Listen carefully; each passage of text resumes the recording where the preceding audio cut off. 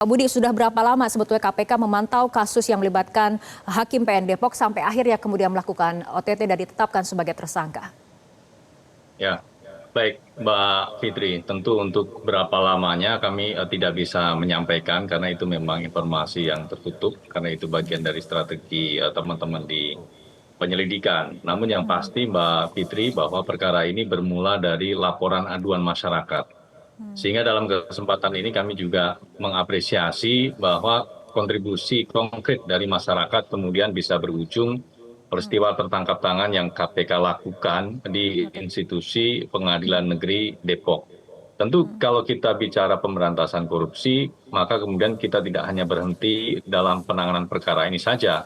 Namun agar pemberantasan korupsi itu betul-betul bisa mengangkat akar permasalahan, baik pada sisi PN Depok maupun sisi PT KD ya, yang juga merupakan BUMN di ekosistem Kementerian Keuangan, maka kemudian kami berharap kedua ekosistem institusi ini kemudian Oke. melakukan langkah-langkah pencegahan ke depannya. Dan tentunya kami juga menyampaikan apresiasi juga Metro TV mengangkat isu ini ya. Terlebih kita akan bicara ke depannya bagaimana upaya-upaya pencegahan, upaya-upaya mitigasi supaya tindak pidana korupsi di sektor peradilan ini tidak kembali terulang. Mungkin itu Mbak Oke. Fitri sebagai awalan. Baik, Pak Budi, mengenai penyerahan uang ratusan juta atau sekitar 850 juta rupiah yang bersumber dari invoice fiktif, ini mengenai apakah pola baru atau sebuah modus lama yang kembali berulang? Ya, terkait dengan pencairan fiktif dari suatu perusahaan, ini juga kami temukan di beberapa peristiwa tertangkap tangan lainnya. Karena memang perusahaan sebagai pihak penyuap tentu juga butuh evidence untuk mengeluarkan sejumlah uang, di mana uang itu dibutuhkan untuk praktik suap yang dilakukan dalam konteks kali ini untuk PN Depok. Tentu juga suatu perusahaan tidak bisa serta-merta mencantumkan secara apa namanya detail ya bahwa uang ini untuk suap tersebut, tapi kemudian dikamuflase pakai layering terkait dengan invoice-invoice fiktif yang kemudian dikeluarkan dan dicairkan di bank, kemudian dari pencairan uang itulah yang kemudian digunakan sebagai instrumen suap atau instrumen meeting Oke. of mind-nya dari PN Depok dengan PT KD sebagai pihak penyuapnya, begitu Mbak Fitri. Oke, Pak Budi, ini Ketua Hakim PN Depok sendiri kan baru menjabat sekitar 8 bulan. Apakah kemudian KPK nanti juga akan mengusut ataupun memperdalam apakah kemudian ada tidaknya keterlibatan pimpinan PN Depok sebelumnya misalnya? Ya, ya, yang pertama tentu KPK kita akan fokus dulu terkait dengan pihak-pihak yang sudah ditetapkan sebagai tersangka.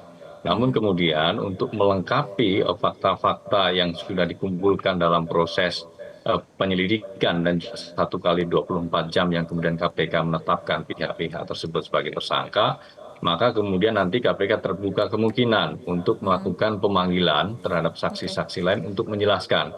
Karena tindakan suap yang dilakukan oleh PT KD kepada PN Depok ini pada fase eksekusi lahan. Tentu kita akan melihat ya tahapan-tahapan sebelumnya, gitu ya. Oke. Ketika sengketa itu diajukan, kemudian bagaimana proses di tingkat pertama, tingkat tingkat kedua di PT-nya, kemudian tingkat di kasasinya seperti apa gitu ya. Nanti kita akan melihat ya.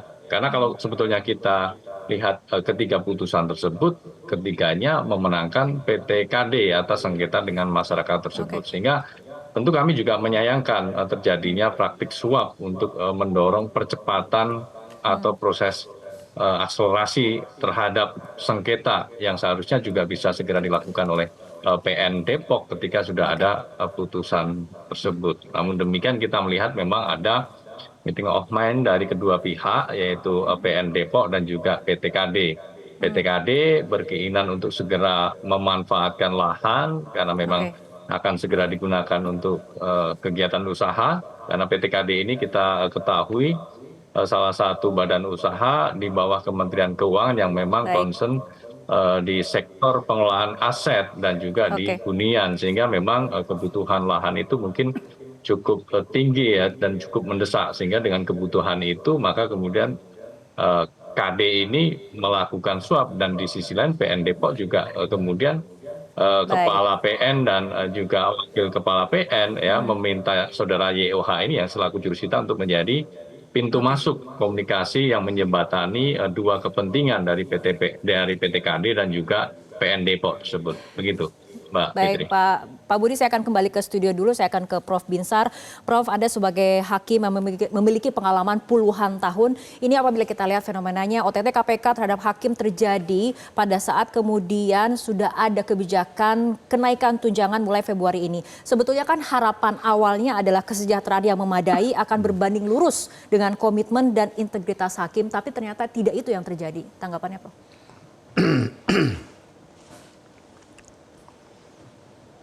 Ini perlu diketahui dulu ya, terkait dengan kenaikan gaji 280% oleh Bapak Presiden RI, Bapak Prabowo.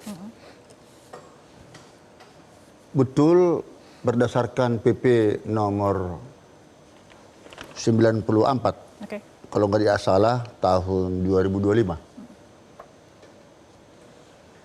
Gaji terendah daripada hakim Pratama itu 61,5 juta per bulan, sedangkan gaji tertinggi di Ketua Pengadilan Tinggi itu sekitar 110,5 juta per bulan. Namun walaupun jumlah gaji itu begitu fantastis, itu bukan serta-merta meredam atau mengurangi terjadinya tindak pidana korupsi di tubuh peradilan khususnya para hakim. Nah, saya tidak tahu apakah ini sudah kultur apa tidak, tapi yang pasti tanpa ada rasa takut kepada Tuhan, seorang hakim, dan tidak ada roh kuasa Allah berada di dalam pribadinya, berapapun jumlah gaji itu tidak akan bisa berguna buat dia.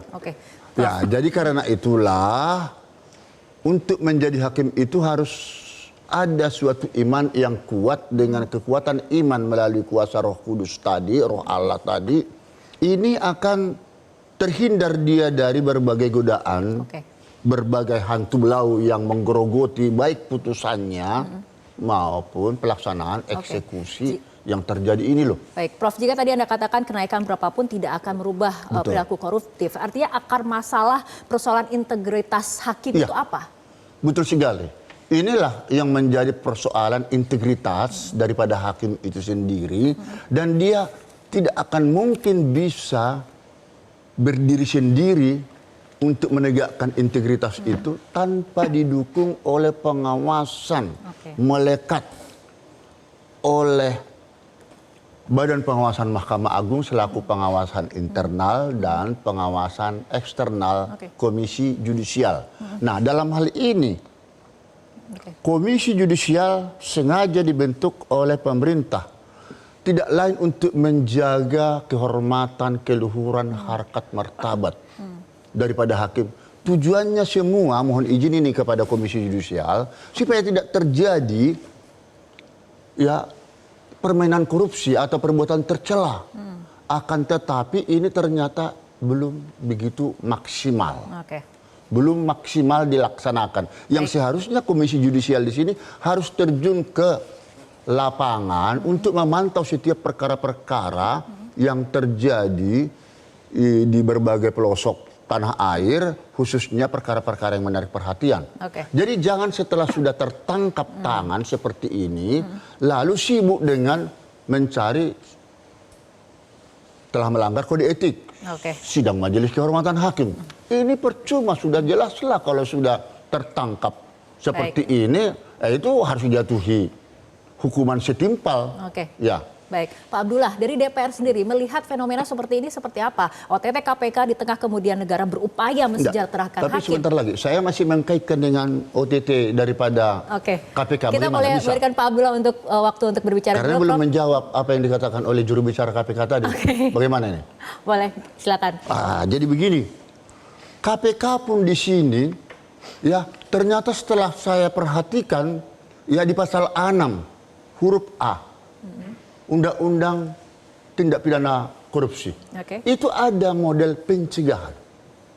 Ya, pencegahan dalam artian ada deputi pencegahan juga. Oke. Yang seharusnya orang ini, KPK ini, mohon maaf ini pihak KPK, bukan mencampuri ini, saya bukan membela siapapun di sini, tetapi kalau memang sudah tahu tadinya itu sudah terpantau bahwasanya Ketua Pengadilan Negeri Depok dan pengadilan wakilnya melakukan berbagai bargaining, alangkah baiknya ini sebagai bagian daripada pencegahan, memonitornya itu, menyampaikan kepada pimpinan Mahkamah Agung atau kepada Komisi Yudisial. Sehingga tidak sampai terjadi OTT seperti ini kan criminal justice system yang sudah terbangun selama ini rusak. Ibarat penjaga ini loh, portal busway. Baik Prof. Di sini tidak Prof. ditutup Binsar, awal, tapi di akhirnya dijaga. Ini sama dengan menjebak hakimnya ini loh. Saya bukan membela hakimnya di sini ya. Baik, tapi ini kita harus fair ya. Kita akan tanyakan tanggapan. Karena tidak ada manusia yang sempurna.